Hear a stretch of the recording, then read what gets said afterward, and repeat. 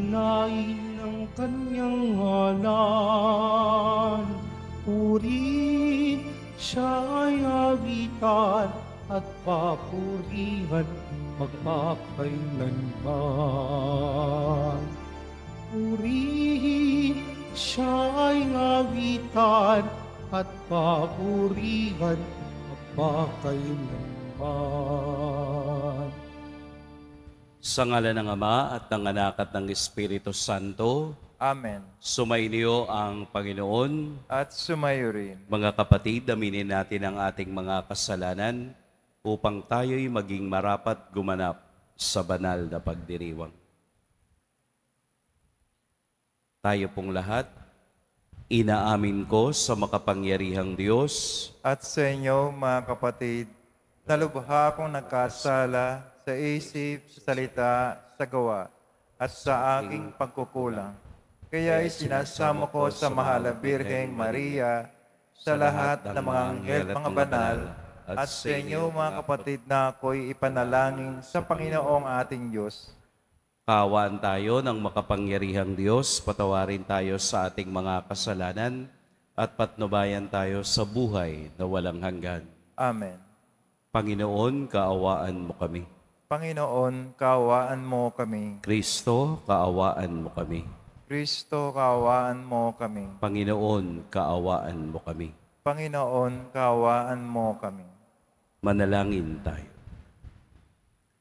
Ama naming makapangyarihan, ipagkaloob mong lagi naming ikaligayang ikaw ay paglingkuran, sapagkat walang maliw at walang kahulilip ang kasiyahan, kapag sumasamba kami sa iyong kapangyarihang nagpapairal sa tanang sanlibutan, sa pamamagitan ni Hesukristo, kasama ng Espiritu Santo, magpa sa walang hanggan.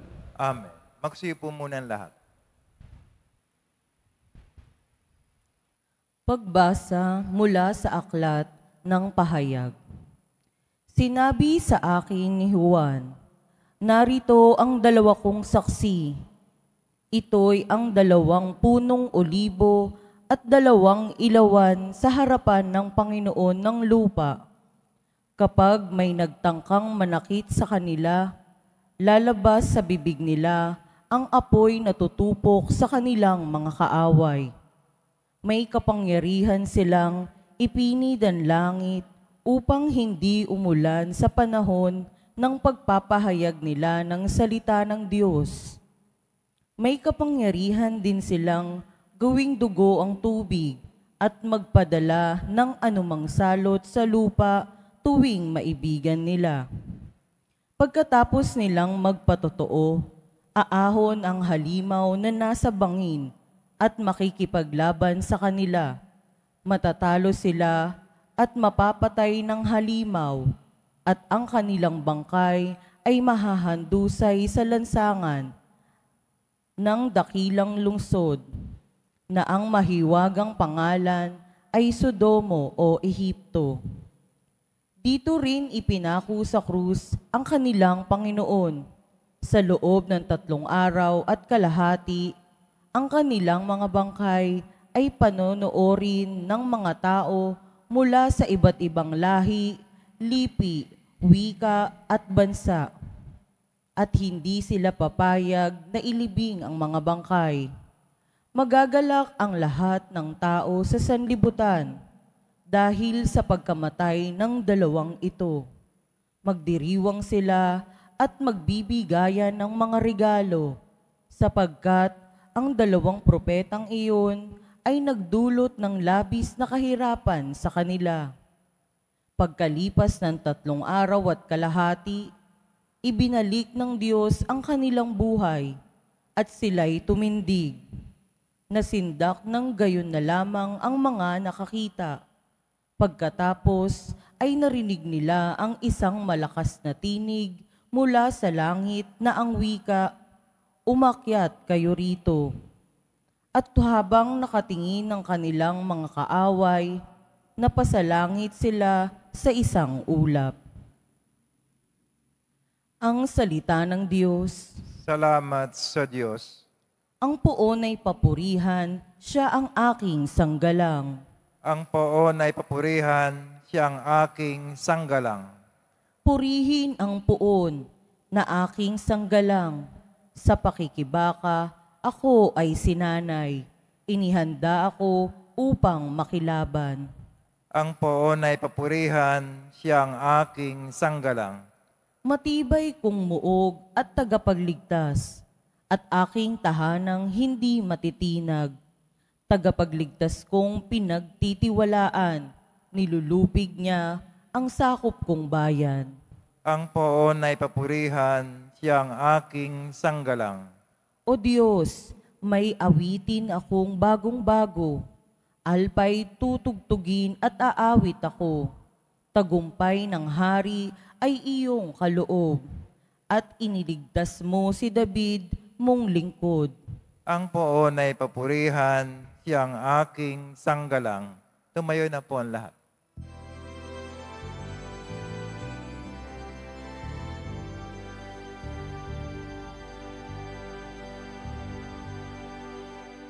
Hallelujah, Hallelujah,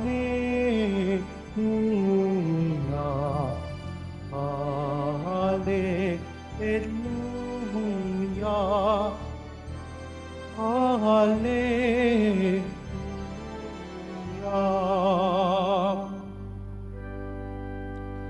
Si Kristo ay nagtagumpay, nalupig ang kamatayan, nagniningning ang pagkabuhay. Hallelujah, Hallelujah, Hallelujah, Hallelujah.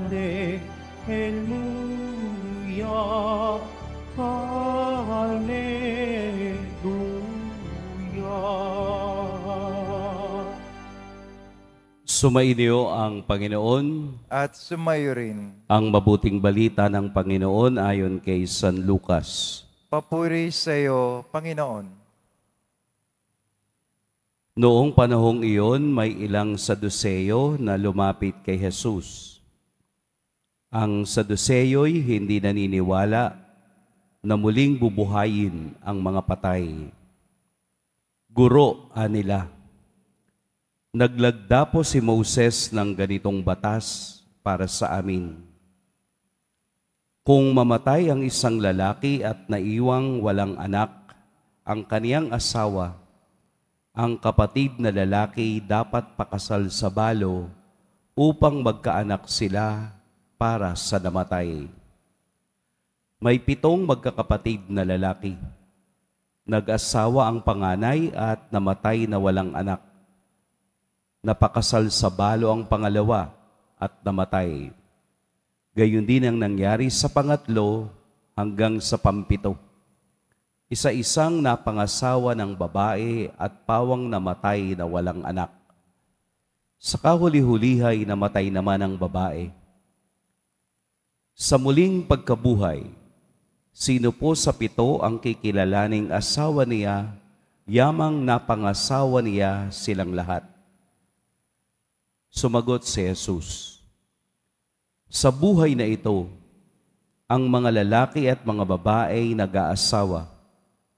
Ngunit ang mga lalaki at babaeng karapat-dapat na muling buhayin para sa kabilang buhay ay hindi na mag-aasawa. Hindi na sila mamamatay sapagkat matutulad sila sa mga anghel. At sila'y mga anak ng Diyos, yamang muli silang binuhay. Maging si Moses ay nagpapatunay na muling binubuhay ang mga patay, sapagkat sa kaniyang kasaysayan, hinggil sa nagliliyab na mababang punong kahoy, ang Panginoon ay tinawag niyang Diyos ni Abraham, Diyos ni Isaac, at Diyos ni Jacob. Ngunit ang Diyos ay hindi Diyos ng mga patay, kundi ng mga buhay. Sa Kanya'y buhay ang lahat. Sinabi ng ilan sa mga eskriba, Magaling ang sagot ninyo, Guro, at wala nang nangahas na magtanong sa kaniya ng anuman.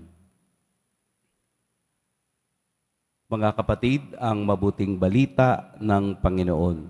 Pinupuri ka namin, Panginoong Jesucristo. Magsipo muna lahat. Magandang umaga po sa lahat. Sino po sa inyo ang may 7 asawa? Wala naman, no? Ang ebanghelyo natin ay tinatawag na hypothetical situation. Pag sinabing hypothetical, what if sa Ingles? Kung, yun lang naman ay kung mamamatay. Gumamit ang Saduceo ng hypothetical situation. Pero sinagot ni Jesus ng ayon sa kasulatan. Ang mga Saduceo ay hindi naniniwala sa resurrection. Hindi sila naniniwala sa muling pagkabuhay. Kaya ang kanilang tanong kay Jesus ay hindi para i-approve ang kanilang paniniwala, kung hindi para ipahiya si Jesus sa harapan ng mga ibang tao. Kaya nga sa dulo ng ebanghelyo, ang nag-affirm sa kaniyang sinabi ay ang mga eskriba. Sila po ay 3 grupo sa templo na gumagalaw. The Sadducees, the Scribes, and the Pharisees. Ang magkalaban at magkatunggali ay ang mga Saduceo at ang mga Pharisees. Tingnan ninyo, no, kahit sa loob ng templo, may grupo-grupo. Kahit sa loob ng templo, may nag-aaway na mga grupo. Bakit? Hindi lamang kasi ito tungkol sa templo. Ito ay tungkol din sa kanilang pamumuno kung sino ang magiging leader. Kaya talaga yung mga leader gusto palaging nangunguna at upang ikaw ay manguna, sisirain mo ang kalaban para ikaw ay mapapwesto. Ganon ang nangyayari dito sa kanila. Si Jesus ay nagiging kasangkapan ng away nila, kasangkapan ng kanilang hindi pagkakaunawaan.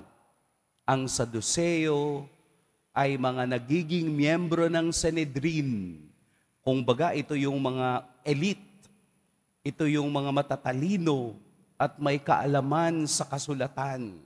Kaya sila nagiging miyembro ng kanilang council. Ang council ay tinatawag na Sanhedrin.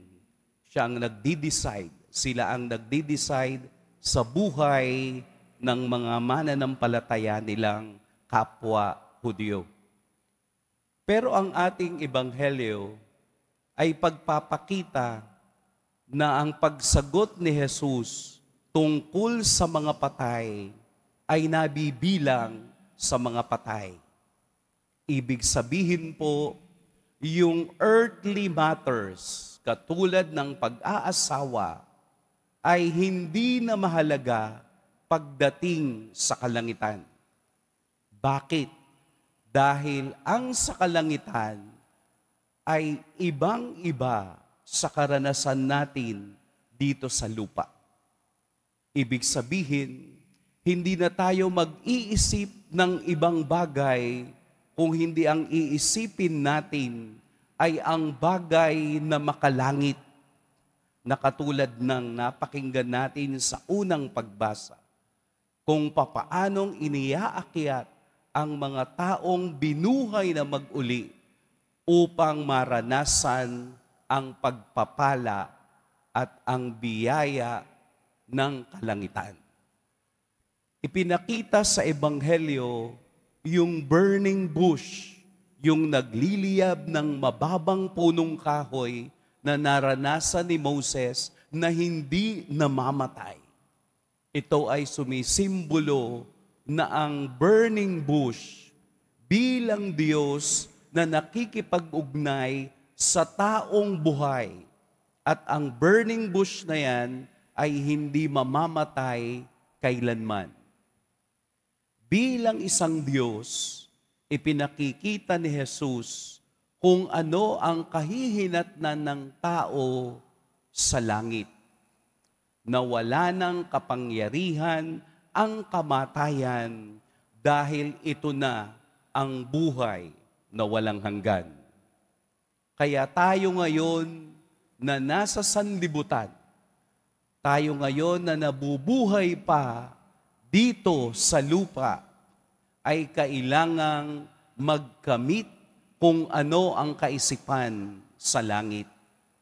Dahil immaterial ang lahat ng ating nararanasan kung hindi ito nakaugnay sa gawain, sa salita, sa kabanalan ng Diyos.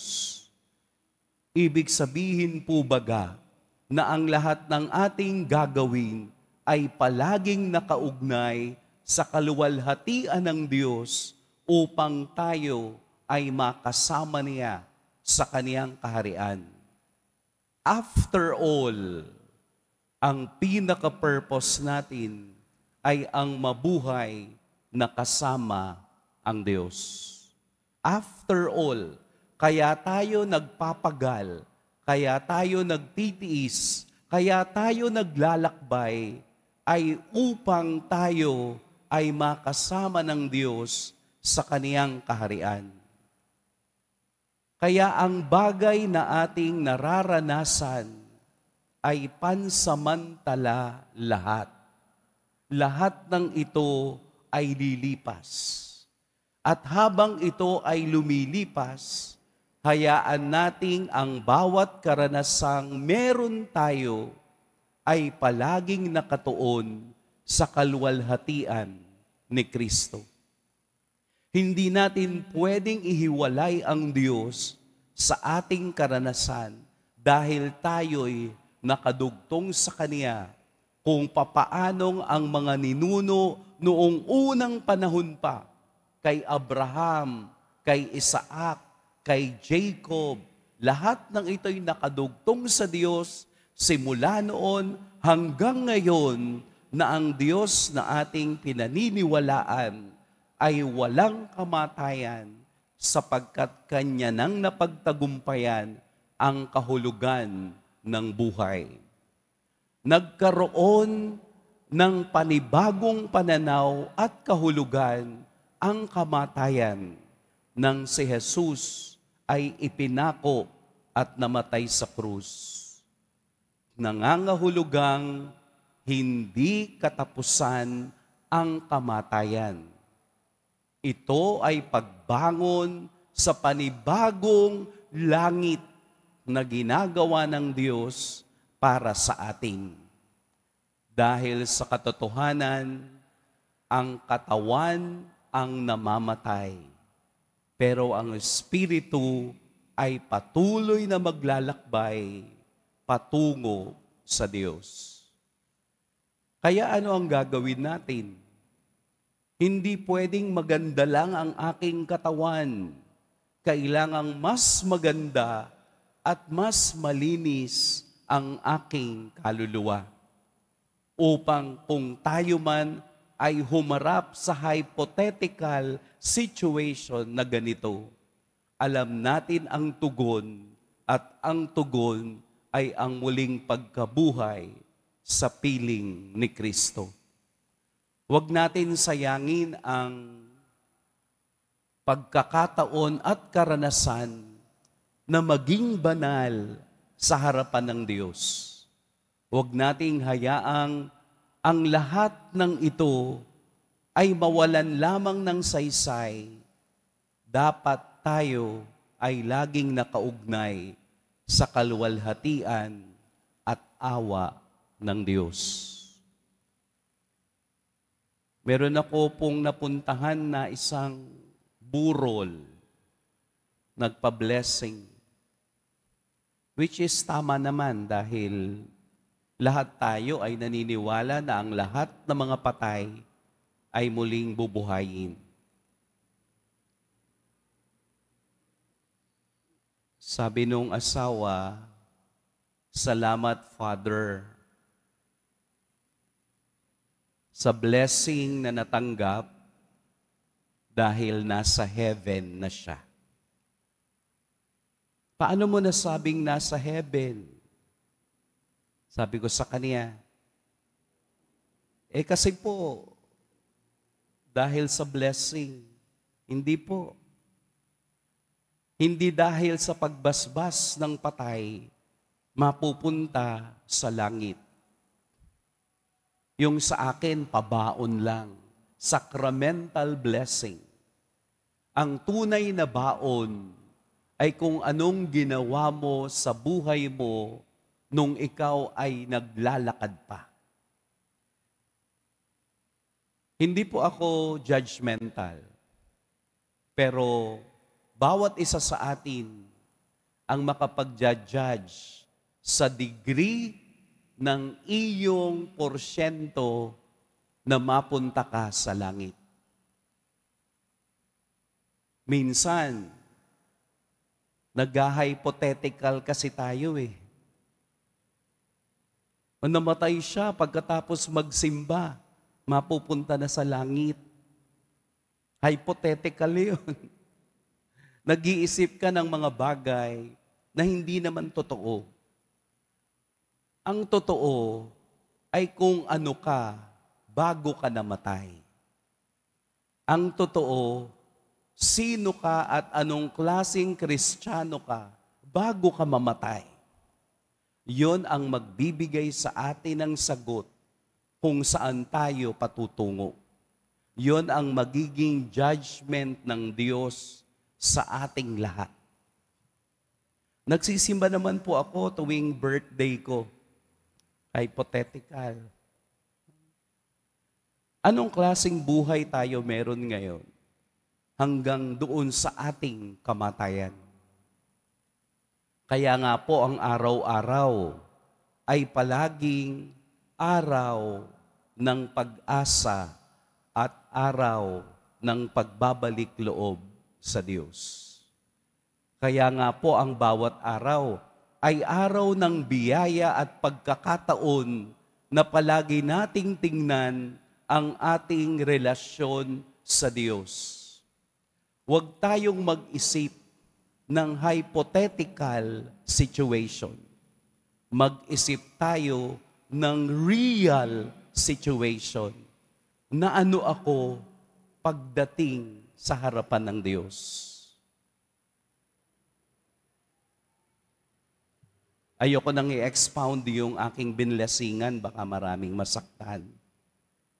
Ang tama lamang nating gawin ay ang palaging humingi ng tawad at palaging bukas sa biyaya ng Diyos.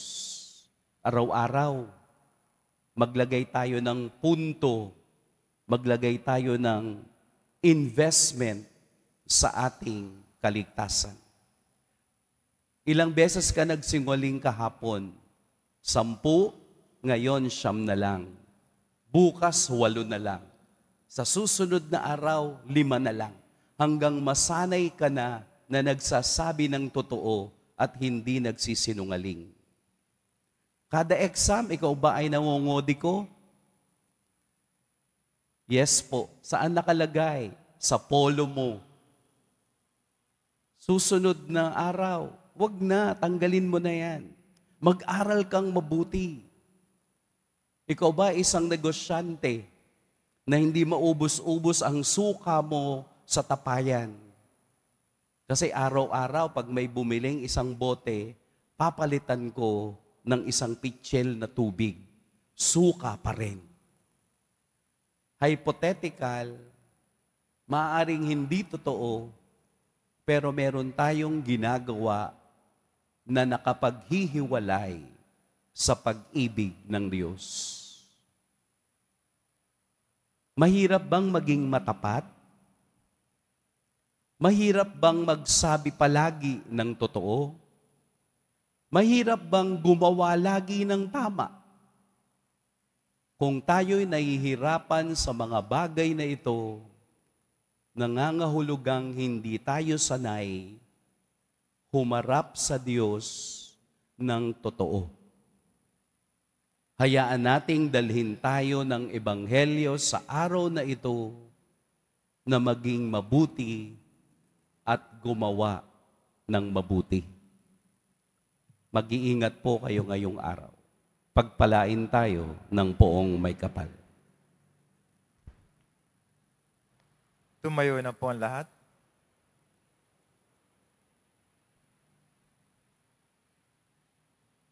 Minamahal kong mga kapatid, napakamaluwalhati ng kapayapaan at pag-asa sa muling pagkabuhay.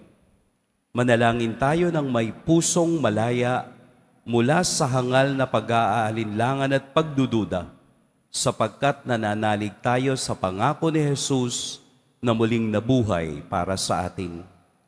Diyos ng buhay, dinggin mo ang aming panalangin. Diyos ng buhay, dinggin mo ang aming panalangin.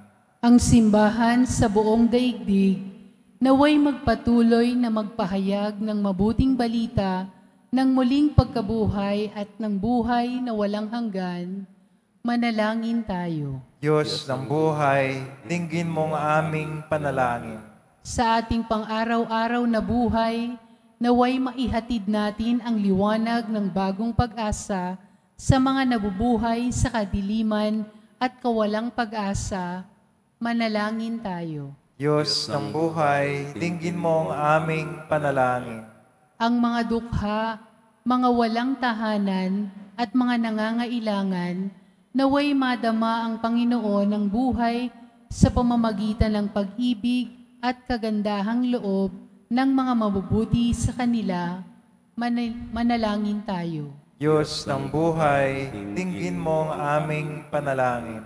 Ang mga may sakit at yaong mga nagdurusa, naway matagpuan ang pagpapagaling na presensya ni Kristo sa kanilang buhay. Manalangin tayo.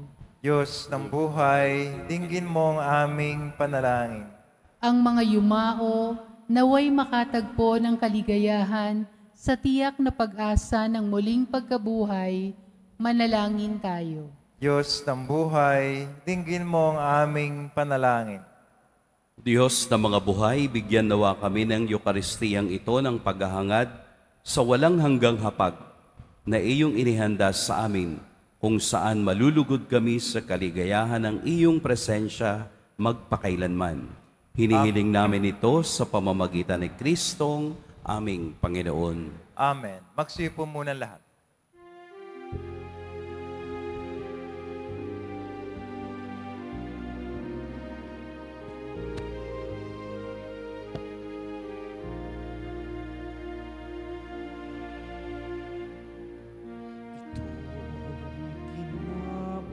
Kaya alak nung nasa'yo,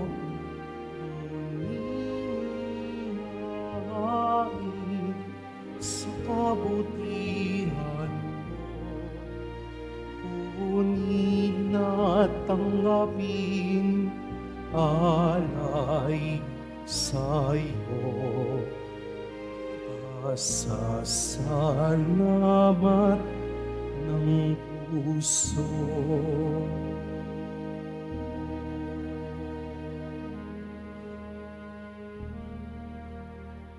Tumayo na po ang lahat.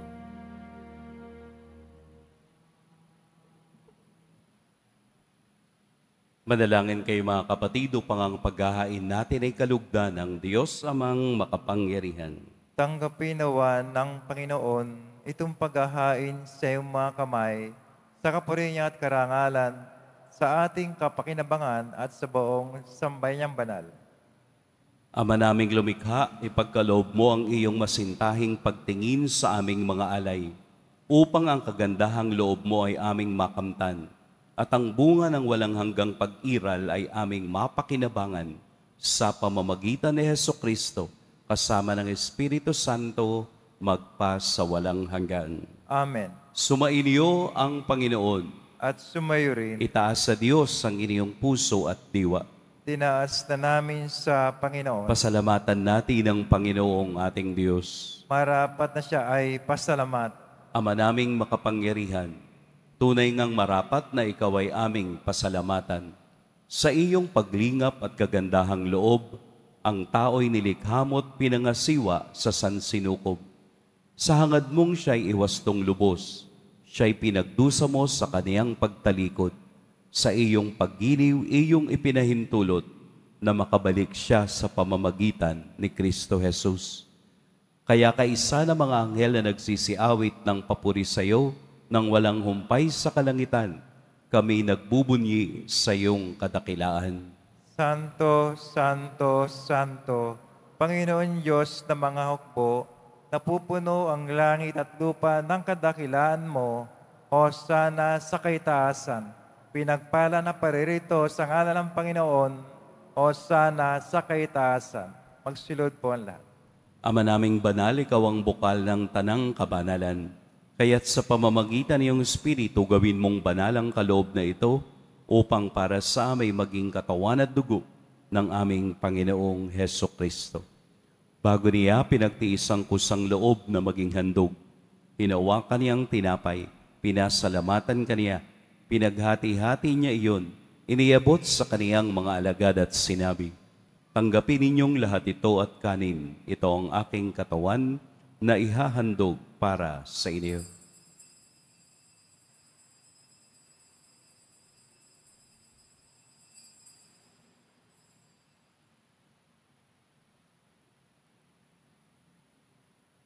Gayun din naman noong matapos ang hapunan, hinawakan niya ang kalis, muli kaniyang pinasalamatan, inabot niya ang kalis sa kaniyang mga alagad at sinabi, tanggapin ninyong lahat ito at inumin, ito ang kalis ng aking dugo. Nang bago at walang hanggang tipan, ang aking dugo na ibubuhos para sa inyo at para sa lahat sa kapagpapatawad ng mga kasalanan. Gawin ninyo ito sa pag-alala sa akin.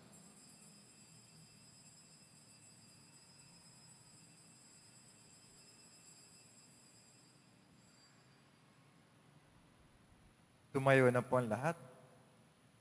Ipagbunyi natin ang misteryo ng pananampalataya. Si Kristo'y namatay, si Kristo'y nabuhay, si Kristo'y babalik sa wakas ng panahon.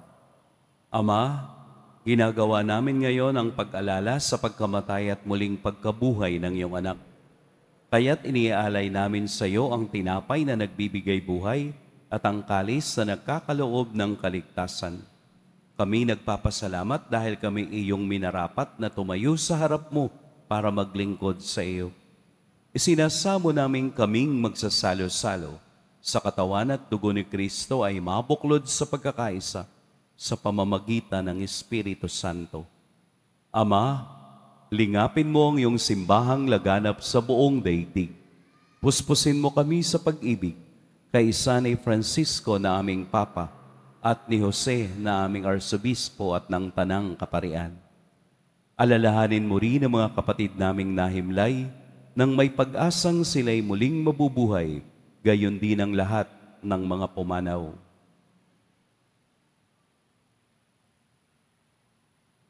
Kaawaan mo sila at patuloyin sa iyong kaliwanagan. Kaawaan mo at pagintapating kaming lahat na makasalo sa iyong buhay na walang wakas. Kaisa ng mahal na Birheng Maria na ina ng Diyos, ng kabiyak ng puso niyang si San Jose, kaisa ng mga apostol ni San Juan Bautista, at ng lahat ng mga banal na namuhay dito sa daigdig ng kalugod-lugod sa iyo, maipagdiwang nawa namin ang pagpupuri sa ikararangal mo sa pamamagitan ng iyong anak na aming Panginoong Hesukristo. Sa pamamagitan ni Kristo, kasama niya at sa Kaniya, ang lahat ng parangal at papuri sa iyo, Diyos, Amang makapangyarihan, kasama ng Espiritu Santo, magpa sa walang hanggan. Amen.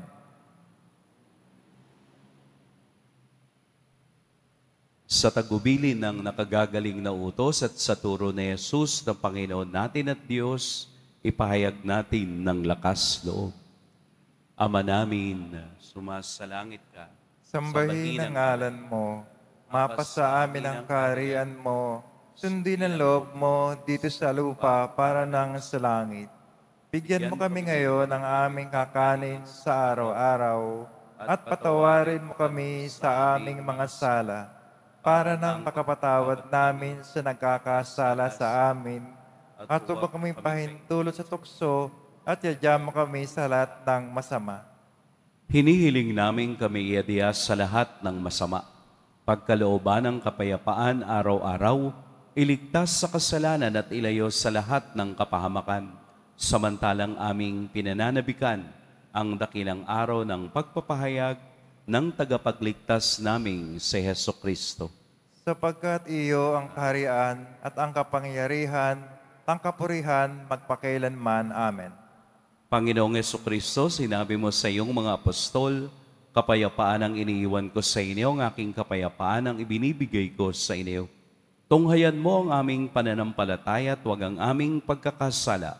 Pagkalooban mo kami ng kapayapaan at pagkakaisa ayon sa iyong kalooban, kasama ng Espiritu Santo, magpa sa walang hanggan. Amen. Ang kapayapaan ng Panginoon naway laging sumainiyong lahat. At sumayo rin. Magbigayan kayo ng kapayapaan sa isa't isa. Kordero ng Diyos na nag-aalis ng mga kasalanan ng sanlibutan, maawa ka sa amin. Kordero ng Diyos na nag-aalis ng mga kasalanan ng sanlibutan, maawa ka sa amin. Kordero ng Diyos na nag-aalis ng mga kasalanan ng sanlibutan, ipagkaloob mo sa amin ang kapayapaan. Magsilod po lang. Narito si Jesus, ang Diyos na ating inaasam sa kalangitan. Ito ang kordero ng Diyos. Ito ang nag-aalis sa mga kasalanan ng sanlibutan. Mapapalad ang inaanyayahan sa kaniyang piging. Panginoon, hindi ako karapat-dapat na magpatuloy sa iyo, ngunit sa isang salita mo lamang ay gagaling na ako.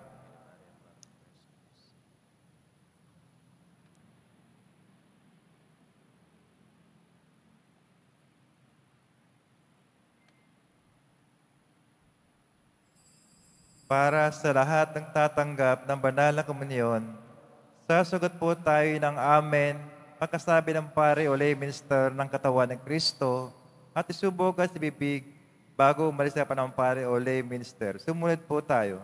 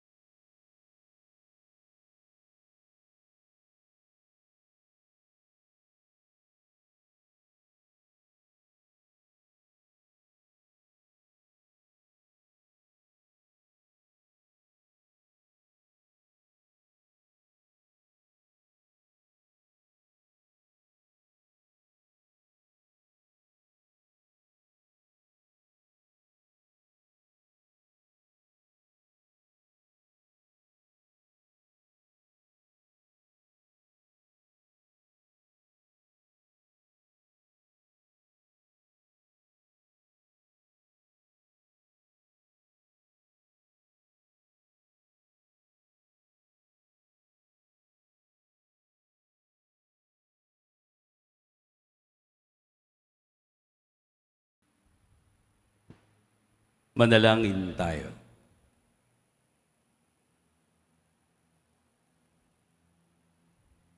Ama naming mapagmahal, sa pinagsaluhan naming banal na pakikinabang, ang amin nawang pag-ibig ay lalong madagdagan ng ginawa namin sa pag-alala sa anak mong mahal na nag-utos ipagdiwang ang huling hapunan sa pamamagitan ni Hesukristo kasama ng Espiritu Santo magpa sa walang hanggan. Amen. Mga kapatid, ating ipagdasal ang ating mga minamahal na yumao at ang lahat ng mga kaluluwa sa purgatorio. Panginoon naming Diyos, Ama namin, Ikaw po ang dahilan ng aming pagsilang. Sa iyo galing ang aming hiram na buhay. Buong kababaang loob po kaming nananalangin at kami nagmamakaawang kalugdan mo po ang mga kaluluwa na mga pumanaw na sa mundong ito. Sila naway magkamit ng buhay sa iyong piling. Alisin mo ang anumang mga karumihan ng kasalanan upang sila ay maging marapat sa iyong walang hanggang kalinisan. Iahon mo sila mula sa purgatorio at bigyan ng puwang sa iyong kaharian sa langit. Kapayapaan kailanman ang igawad ng may kapal sa mga yumaong nagsipanaw. Sila naway silayan ng iyong ilaw na walang hanggan. Amen. Mapanatag nawa sila sa kapayapaan. Amen.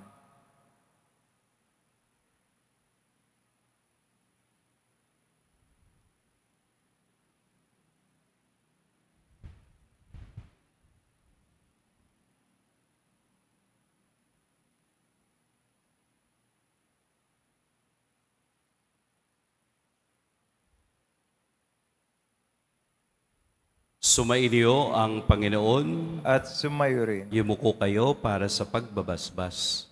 Mahal na poong Jesus Nazareno, inihayag mo sa pamamagitan ng krus ang walang maliw na pag-ibig ng Diyos sa sangkatauhan. Pakinggan mo po ang kahilingan ng iyong angkan na nagsusumamo sa iyo. Makamtan nawa nilang iyong katugunan at tanggapin ang kasagutan na may utang na loob na tinatanaw. Basbasan din po ninyo ang mga daladala nilang mga imahen at dasalan. Sa pamamagitan ng bendisyon na ito, naway maalala nila ang mga pangako nila noon sa binyag, na ikaw ang kanilang iibigin at paglilingkuran bilang Panginoon, magpas sa walang hanggan. Amen. At pagpalain kayo ng makapangyarihan at mapagmahal na Diyos, ang Ama at Anak at Espiritu Santo. Amen. Humayo kayong taglayang kapayapaan ng poong Jesus Nazareno. Salamat sa Diyos.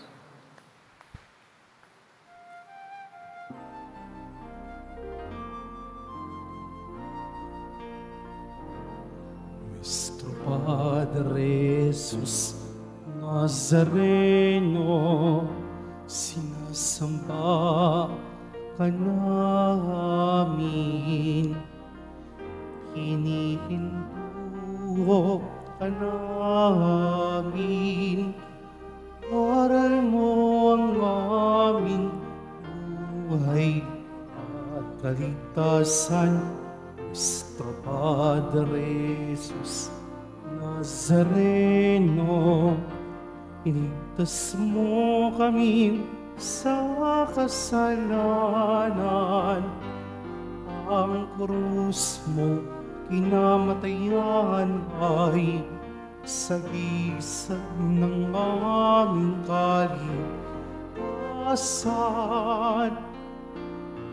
Nuestro Padre Jesus Nazareno, dinarangal ka namin. Nuestro Padre Jesus Nazareno, minulwalhati namin. Nuestro Padre Jesus Nazareno, dinarangal ka namin. Nuestro Padre Jesus Nazareno, minulwalhati namin.